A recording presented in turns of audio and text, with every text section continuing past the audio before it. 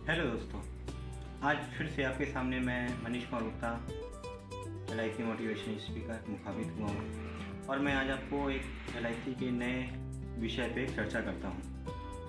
तो हम आज जो LIC का एक टॉपिक लेके चल रहे हैं जिसमें कि है आनंदा। आज हमारे LIC में अभी तक हर अभिकर्ता को जैसे कि ब्रांच में जाके अपने प्रपोजल को अंडरराइट कराना होता था और वहीं से उसकी पॉलिसी इन्वेस्टर की इशू की जाती थी। तो अभी लेटेस्ट हमारे MM साहब की तरफ से ये हमारा पोर्टल लॉन्च किया गया है केवल एजेंटों के लिए या एडवाइज़र्स के लिए, जो कि वो घर पे बैठ के अब मतलब किसी भी कस्टमर की पॉलिसी को वो वहाँ से जमा कर सकते हैं और उसकी हमारी जो फर्स्ट रिसीविंग जो होती है हम निकाल के वहाँ पे उसको दे भी सकते हैं। तो इसकी वजह से मैं थोड़ा सा जानते हैं कि आनंदा इस तरीके से पैकेज प्लान आनंदा जो हमारा है इस तरीके से डिज़ाइन किया गया है ताकि हम इसमें अभी तक हम लोग को जो ये एडवाइज़र को ये दिया जा रहा है केवल 2 लाख के प्रपोजल को कंप्लीट करने के लिए दिया जा रहा है। इसमें अहम मुद्दा ये आ रहा है कि हम जिस इन्वेस्टर को हम वहाँ पे बीमा करने जा रहे हैं मैक्सिमम 2 लाख तक का ही हम इंश्योर्ड उसको दे पाएंगे और उसके लिए उसके आधार कार्ड और पैन कार्ड की हमें ज़रूरत पड़ेगी। आधार कार्ड पे भी एक चीज़ सबसे बड़ी यहाँ पे ये आ रही है कि अगर उसका मोबाइल नंबर रजिस्टर्ड है तभी हम उसकी पॉलिसी को हम कर पाएंगे और उसका मोबाइल नंबर अगर रजिस्टर्ड नहीं है आधार पे तो हम उसकी पॉलिसी को नहीं कर पाएंगे। क्योंकि ये सारा सिस्टम जो है आधार से कॉम्बिनेशन में जुड़ा हुआ है, तो जैसे ही हम किसी व्यक्ति का जिसका आधार नंबर हमारा मोबाइल नंबर से लिंक है तो जब हम इस पॉलिसी को करते हैं तो सबसे पहले एक वेरिफिकेशन कोड उसके बाद जाता है जिसको हमें एंटर करना पड़ता है। जब हम एंटर करते हैं तो आधार की जितनी भी डिटेल्स होती हैं वो हमारे पास तुरंत ही अवेलेबल हो जाती हैं, मतलब कंपनी उसको तुरंत ही प्रोवाइड हमारे सामने कर देता है। उसके अकॉर्डिंग हम उसको उसके टर्म के अकॉर्डिंग या उसके प्लान के अकॉर्डिंग हम उसको 2 लाख तक का इंश्योरेंस प्रोवाइड कर सकते हैं और उसकी सारी जो भी डिटेल हमें जो ब्रांच में जाके फिलअप करानी पड़ती थी अंडरराइटिंग की वो अपने लैपटॉप से या हम अपने कंप्यूटर से उसको फीड करा के उसकी पॉलिसी को वहीं से जनरेट कर सकते हैं। लास्ट में भी उसके पास एक OTP जाता है कि जब वो एग्री होता है तो हमारा OTP जाके उससे हम OTP लेकर जैसे ही हम उसको एंटर करते हैं तो उसकी पॉलिसी जनरेट हो जाती है और उसकी फर्स्ट प्रीमियम रिसीट जिसको FPR बोलते हैं वो भी जनरेट हो जाती है, जिसको हम अपने किसी भी प्रिंटर से निकाल के उसको दे सकते हैं या हार्ड कॉपी में उसको सेव भी कर सकते हैं। तो अभी तक हमारी LIC ने इसको इसलिए बना दिया है कि जैसे कोई कार्यकर्ता जो हमारा है या कोई भी एडवाइज़र है जो किन्हीं कारणों से हमारे ऑफिस में नहीं आ पाता है या कहीं वो बाहर है और वहाँ पे वो बैठा हुआ है तो वहाँ से वो उस पार्टी की पॉलिसी को वो इशू करा सकता है।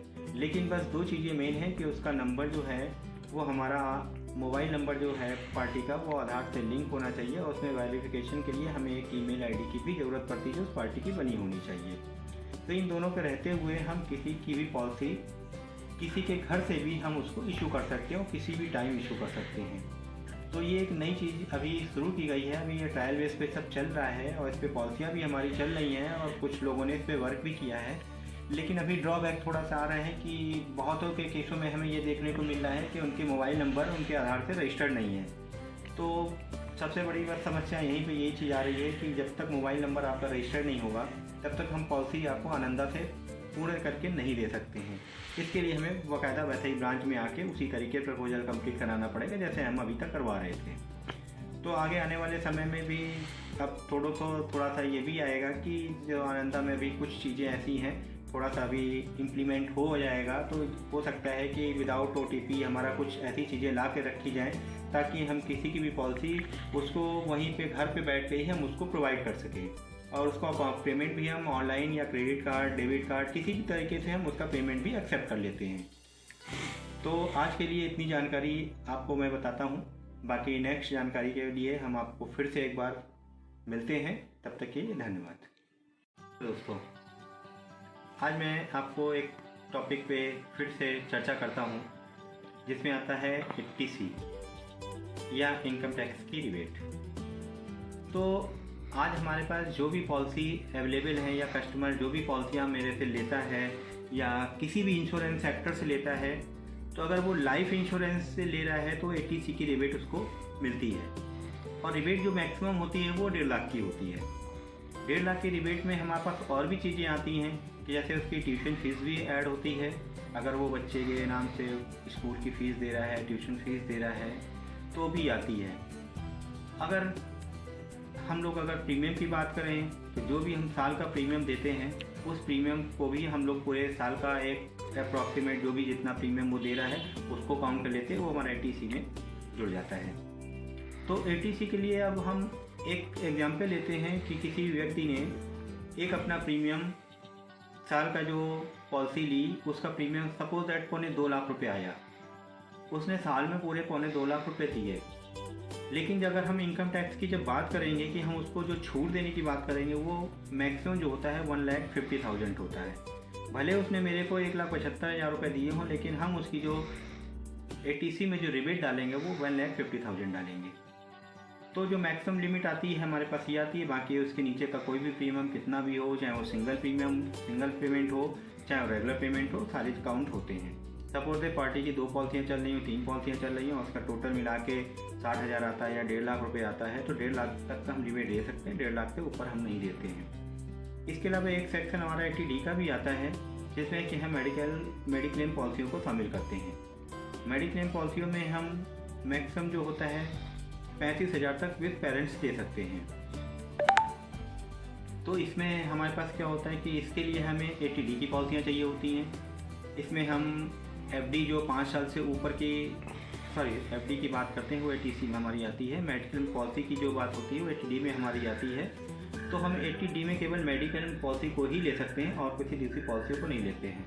अगर बंदा सिंगल अपना है और वो उसने परिवार के लिए ले रखा है और फादर मदर इंक्लूडेड नहीं है, तो वो हमारा प्रीमियम 25,000 तक होता है। अगर फादर मदर को इंक्लूड कर लेते हैं तो 35,000 का प्रीमियम हम उस पर माइनस कर लेते हैं, जिसको ATD सेक्शन में डाला जाता है।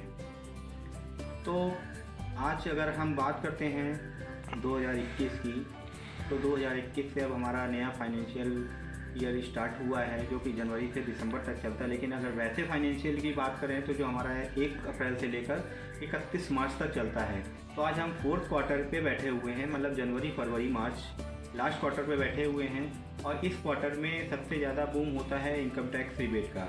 तो लोगों को सबसे ज़्यादा यहाँ पे अपना डिक्लेरेशन देना होता है। सरकारी जितने भी एम्प्लॉयमेंट होते हैं, सरकारी एम्प्लॉई होते हैं, उनको पहले से ही रिटर्न में देना पड़ता है कि ATC में उन्होंने कितनी चीज़ें ले रखी हैं।